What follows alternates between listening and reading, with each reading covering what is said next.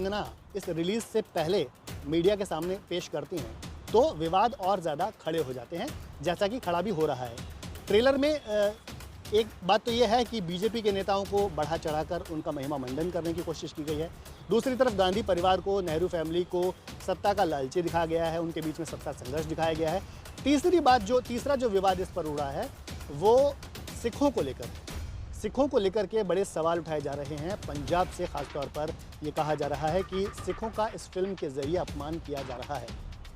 चाहे वो ऐसे विवादों से पुराना नाता रहा है, चाहे राहुल गांधी को लेकर उनके बयान रहे हों, इंदिरा गांधी को लेकर उनके बयान रहे हों, कांग्रेस पार्टी को लेकर उनके बयान रहे हों, या फिर कांग्रेस या उससे जुड़े जो भी संगठन हैं, जो भी उनसे जुड़े लोग हैं, उनके खिलाफ कंगना के बयान रहे हों। कंगना की हमेशा ये कोशिश रहती है कि वो कोई ऐसी बात कहें जिसकी देश में चर्चा हो, उस पर विवाद पैदा हो और उनको अपनी बात ज़्यादा से ज़्यादा लोगों तक पहुँचाए। अटल बिहारी वाजपेयी को इसमें एक देशभक्त के तौर पर पेश किया गया है ट्रेलर के अंदर, और कंगना रनौत की बनाई इस फिल्म के ज़रिए इंदिरा गांधी, नेहरू, यहाँ तक कि संजय गांधी, इन तीनों को भी ऐसा दिखाया गया है, पूरे गांधी परिवार को, जैसे कि ये एक सत्ता का लालची परिवार है और वो परिवार ऐसा है जो कि सत्ता के संघर्ष में फंसा हुआ है।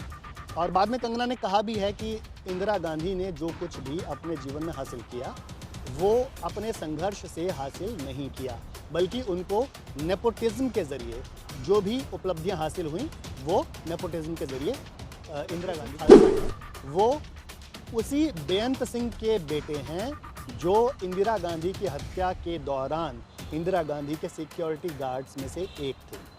अब उसी बेअंत सिंह के पुत्र सरबजीत सिंह खालसा ने कहा है कि कंगना रनौत की फिल्म इमरजेंसी में जो ट्रेलर अभी रिलीज हुआ है, जो दर्शकों के सामने आया है, उसमें सिखों का अपमान करने की कोशिश की गई है।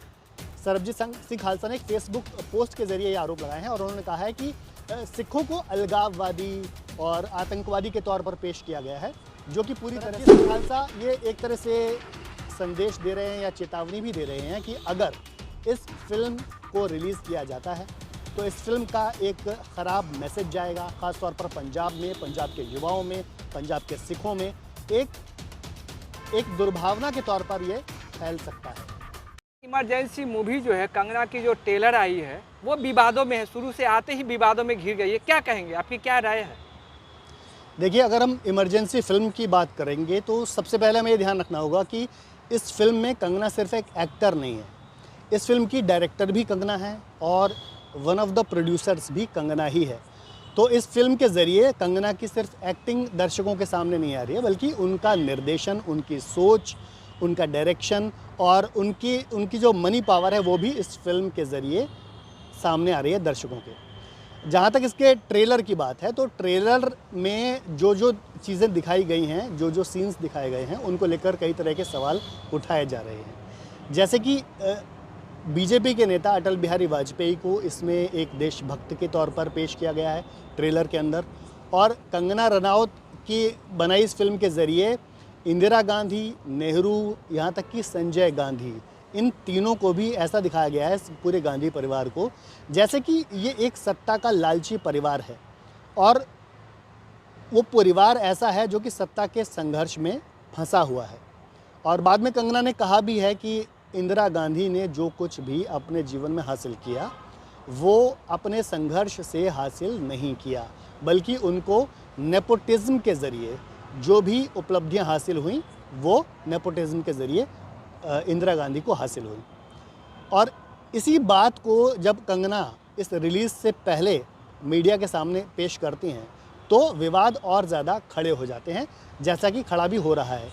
ट्रेलर में एक बात तो ये है कि बीजेपी के नेताओं को बढ़ा चढ़ाकर उनका महिमा मंडन करने की कोशिश की गई है। दूसरी तरफ गांधी परिवार को, नेहरू फैमिली को सत्ता का लालची दिखाया गया है, उनके बीच में सत्ता संघर्ष दिखाया गया है।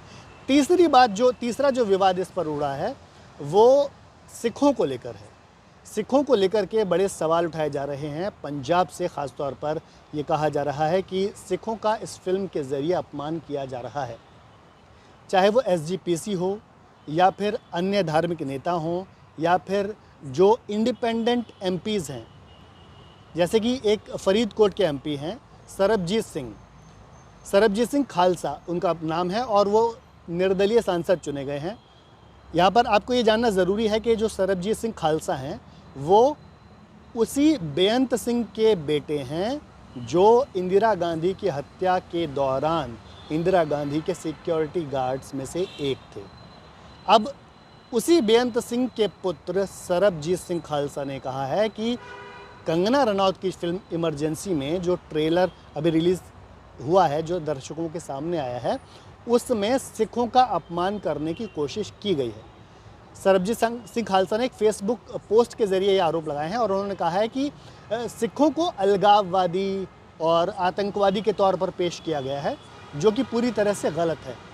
सरबजीत सिंह खालसा ये एक तरह से संदेश दे रहे हैं या चेतावनी भी दे रहे हैं कि अगर इस फिल्म को रिलीज़ किया जाता है तो इस फिल्म का एक ख़राब मैसेज जाएगा, ख़ास तौर पर पंजाब में, पंजाब के युवाओं में, पंजाब के सिखों में एक दुर्भावना के तौर पर ये फैल सकता है और इससे हमें सजग रहने की ज़रूरत है। ये बात कही है सरबजीत सिंह खालसा ने। ये तो कुल मिलाकर यह है कि जो ट्रेलर आया है उससे कई विवादों को हवा मिली है, कई तरह की जो आशंकाएं व्यक्त की गई हैं। राजनीति जो सुखबीर सिंह बादल हैं, उनकी पत्नी हरसिमरत कौर ने तो ये भी कह दिया है कि इस फिल्म को रिलीज़ से पहले सीधे SGPC की समीक्षा के लिए भेजा जाए और उस फिल्म को जब उसकी प्रॉपर समीक्षा हो जाए तब ही उसे रिलीज़ की अनुमति मिले। दूसरी तरफ सरबजीत सिंह कहते हैं कि इस फिल्म को बैन ही कर दिया जाए, ये पंजाब के हित में रहेगा, पंजाब के सिखों के हित में रहेगा और पंजाब के बाकी सभी लोगों के हित में रहेगा कि इस फिल्म को रिलीज़ ही ना होने दिया जाए। तो आखिर मेन टाइम में जब इलेक्शन आप देख रहे होंगे कि कश्मीर में भी इलेक्शन है और पंजाब में भी, हरियाणा में इलेक्शन है, उसी समय मतलब बीजेपी कह लीजिए या फिर कंगना रनौत को रिलीज़ करने की क्या ज़रूरत पड़ गई? देखिए, फिल्म की रिलीज़ तो खैर काफ़ी टाइम पहले डिसाइड हो जाती है और हिंदुस्तान एक ऐसा देश है जहाँ पर साल भर में किसी न किसी प्रदेश में चुनाव होते रहते हैं। लेकिन हाँ, ये बात सही है कि चुनाव से जस्ट पहले इस फिल्म का रिलीज़ होना और एक ऐसे स्टेट हरियाणा में भी चुनाव होना है जो कि पंजाब से बिल्कुल लगा हुआ राज्य है, पंजाब से कटकर ही हरियाणा बना है और इसके साथ ही जम्मू कश्मीर जो वो भी पंजाब से लगा हुआ इलाका है। तो इन दोनों प्रदेशों में चुनाव होने हैं और ऐसे में ये फिल्म रिलीज़ हो रही है, तो पंजाब से जो सबसे ज़्यादा मुखर आवाज़ सामने आई है इस फिल्म के विरोध में, तो ये जाहिर तौर पर चिंता की बात तो है। क्योंकि देखिए, पंजाब में अगर हम पिछले कुछ महीनों की बात करें या पिछले कुछ सालों की बात करें तो काफ़ी अराजक स्थिति वहाँ पर बनती दिखाई दी है।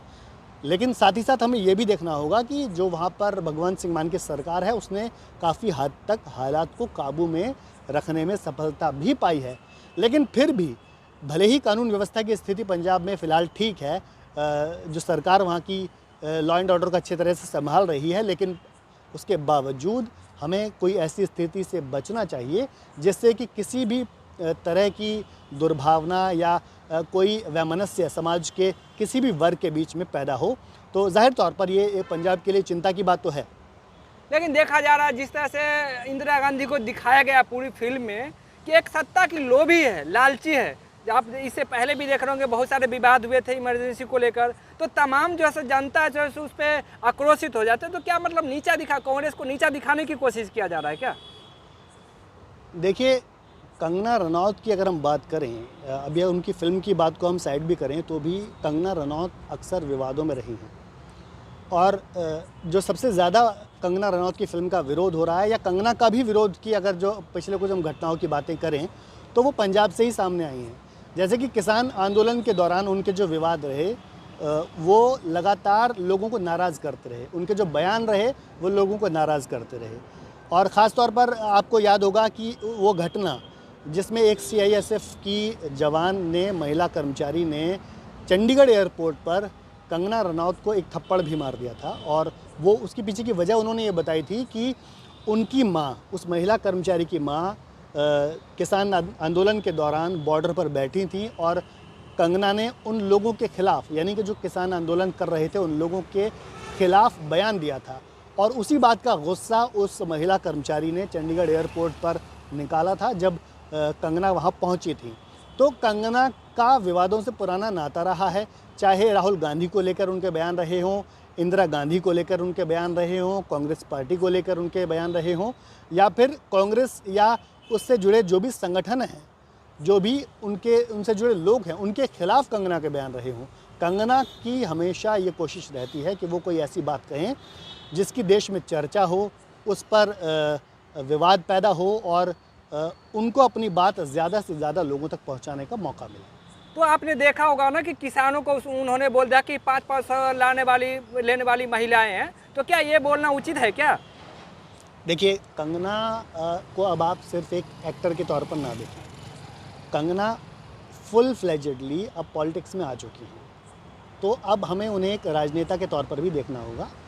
और राजनेताओं को आपने अक्सर देखा है कि राजनेताओं को हम अच्छी तरह से जानते हैं। राजनेता अलग अलग तरह के बयान देते हैं, बहुत सारे विवादों में नेता आते हैं और वो हर पार्टी के नेताओं के साथ होता है। तो कंगना के पास अब जो उनका फ्यूचर है, देखिए पॉलिटिक्स में ही उनको अपना फ्यूचर दिखाई दे रहा है, क्योंकि बहुत ज़्यादा उनकी फिल्में भी सक्सेसफुल नहीं हो रही हैं। तो अब उन्होंने पॉलिटिक्स को फुल टाइम अपना प्रोफेशन बना लिया है। तो अब एज ए पॉलिटिशियन उनके बयानों को हमें लेना चाहिए। तो क्या देख रहे हैं कंगना का, मतलब जितना जो पॉपुलैरिटी घट रही है, इसलिए पॉपुलैरिटी पाने के लिए कुछ भी हथकंडे अपनाएंगे क्या? देखिए, मैंने जैसे कि आपको कहा कि अब राजनीति में हैं, तो राजनेता के बारे में कहा जाता है कि नेता वही जो बोले और डोले। तो नेता का काम होता है जनसंपर्क करके लोगों के साथ जाना, मतलब कि डोलना, लोगों से जाकर मुलाकात करना, लोगों से के सामने अपनी बात रखना, लोगों की सुनना और लोगों तक अपनी बात को अलग अलग ज़रियों से पहुंचाना। तो जिस संगठन से इस वक्त कंगना रनौत जुड़ी हुई हैं, उन्हें उसी की विचारधारा, उसी के विचारों को आगे बढ़ाना है और उनके तमाम जो बयान हैं उनमें इसी की झलक हमें दिखाई देती है। क्या मोदी जी के नज़रों में बनने के लिए चाहत मतलब रहता है कि मतलब मोदी जी की नज़रों में बने रहे ताकि आपकी अपना सत्ता चलता रहे, ऐसा कुछ है क्या प्लान? देखिए, कंगना रनौत जिस पार्टी में हैं उसके सबसे ताकतवर नेता नरेंद्र मोदी हैं। तो आप इसको कह सकते हैं कि वो नरेंद्र मोदी की नज़रों में आने के लिए, चर्चा में बने रहने के लिए इस तरह के बयान देती हैं। तो आपने पूरा मूवी को देखा और ट्रेलर में तो जिस तरह से दिखाया जा रहा कि इंदिरा गांधी एक स्वार्थी थी, स्वार्थ के लिए कहा जाता है, डायलॉग भी आप सुना होगा कि इंडिया इज इंडिया। तो क्या ये डायलॉग जिस तरह से फिल्माया जा रहा है, क्या कहीं ना कहीं टारगेट तो है कांग्रेस पार्टी, इंदिरा गांधी को तो टारगेट किया जा रहा है ना? देखिए, ये जो जिस डायलॉग की आप बात कर रहे हैं, India is Indira, Indira is India, ये किसी कांग्रेस के विरोधी की तरफ से ये बात नहीं कही गई थी। ये कांग्रेस के ही एक नेता थे, उनकी तरफ से ये बयान दिया गया था और उसी बयान को, कांग्रेस के ही एक नेता के बयान को इस फिल्म में दिखाया गया है। तो क्या ये जिस तरह से चल रहा है, बैन की चर्चाएं चल रही हैं, अब नज़दीक जिस तरह से चुनाव भी नज़दीक आ रहा है, तो क्या इस पर बैन लग जाएगा क्या?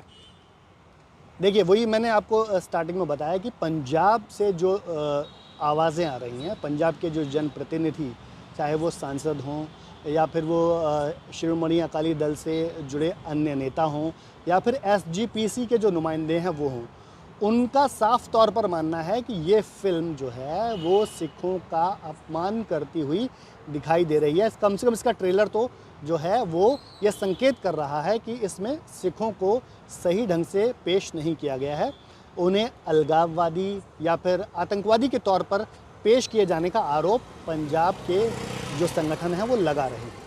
अब ये जो पंजाब की सरकार है उसे देखना है कि इस फिल्म को वो रिलीज़ करना चाहेगी या नहीं करना चाहेगी। आपने ये भी देखा होगा पूरा ट्रेलर में जिस तरह से इंदिरा गांधी को छवि दिखाया जा रहा है कि मतलब उग्र टाइप से दिखाया जा रहा है कि हर चीज़ सत्ता पाने के लिए देख रहे हो कि जनता को मार रहा है, उल्टे लटका भी रही हैं। तो क्या मतलब कैरेक्टर कहीं ना कहीं कैरेक्टर तो सवाल इंदिरा गांधी के कैरेक्टर पे उठ रहा है ना इन मुद्दों से?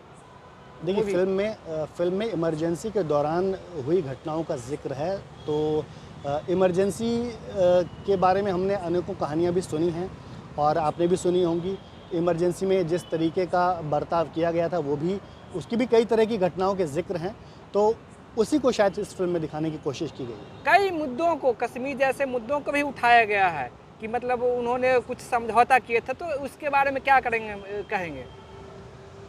देखिए, उसके बारे में जो भी एक शासक के तौर पर जब आप फैसले लेते हैं तो कुछ लोग आपके समर्थन में खड़े होते हैं और कुछ लोग आपके विरोध में खड़े होते हैं।